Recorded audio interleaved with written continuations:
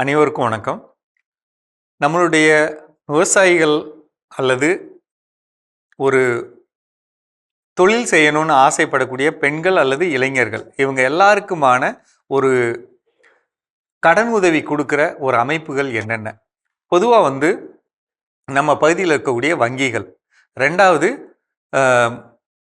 வங்கிகள் அப்படிங்கிறப்ப அரசு உடைமையாக்கப்பட்ட வங்கிகள். ரெண்டாவது பார்த்திங்கன்னா தொடக்க வேளாண்மை கூட்டுறவு வங்கி மாதிரியான சொசைட்டின்னு சொல்லுவோம் இல்லைங்களா, அது மாதிரியான வங்கி. இந்த மாதிரி வங்கிகளில் உங்களுக்கான கடன் உதவி அதில் இப்போ தொடக்க வேளாண்மை கூட்டுறவு வங்கினா அதில் ஒரு உறுப்பினராக சேரலாங்க. ஒரு சின்ன அளவு நிலம் வச்சுருந்தாலோ அல்லது நிலம் இல்லாமல் இருந்தாலோ உறுப்பினராக சேரலாம். ஃபஸ்ட்டு சேரலாம். சேர்ந்ததுக்கப்புறம் அவங்கள்ட்ட 17-18 வகையான கடன் உதவிகள் உங்களுக்கு கொடுக்க வச்சுருக்கோம். அந்த கடன் உதவிகளை நீங்கள் பெறலாங்க. அந்த கடன் உதவிகள் உங்களுக்கு குறைந்த வட்டியில் நீண்ட காலத்திற்கு கட்டுற மாதிரியான வழிவகைகள்லாம் இருக்குது. அங்கேயே நிறையா பொருள்களும் விற்பனை பண்ணுறாங்க. அதையும் நீங்கள் வாங்கிக்கலாம்.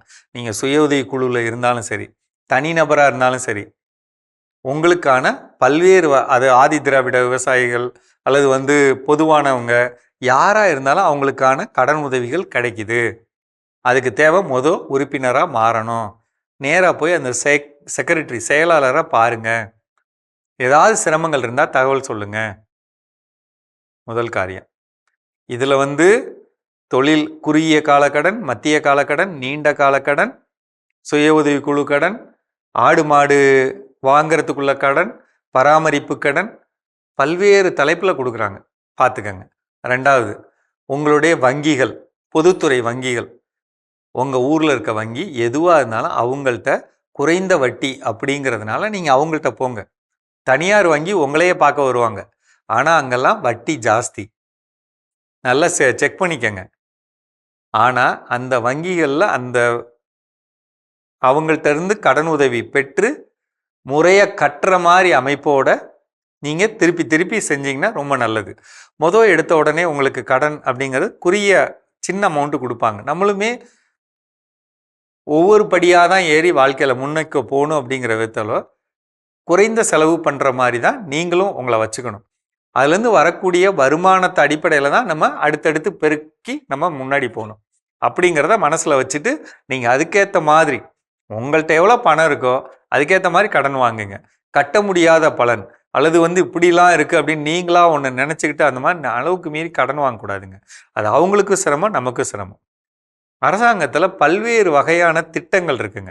ஒன்னொன்றுக்கும் மானியம் இருக்குங்க.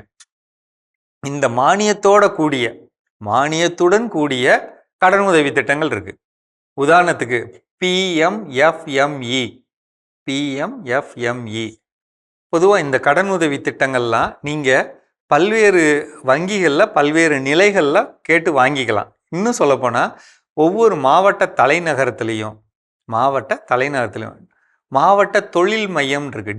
DIC தொழில் மையம் இருக்குது. அவங்கள போய் பாருங்கள், அவங்கள்ட்ட கேளுங்க. உங்களுக்கு உதவி செய்வாங்க.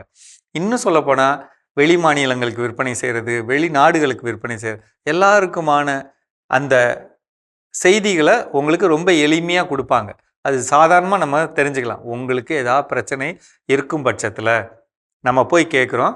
செய்திகள் முழுமையாக தெரியலன்னா கீழே கொடுத்துருக்க நம்பரில் வாட்ஸ்அப்பில் மெசேஜ் அனுப்புங்க. ஃபோனில் கேட்காதீங்க. ஏன்னு கேட்டால் நான் சொல்லக்கூடிய செய்தி கொஞ்சம் நீளமாக இருக்கும்.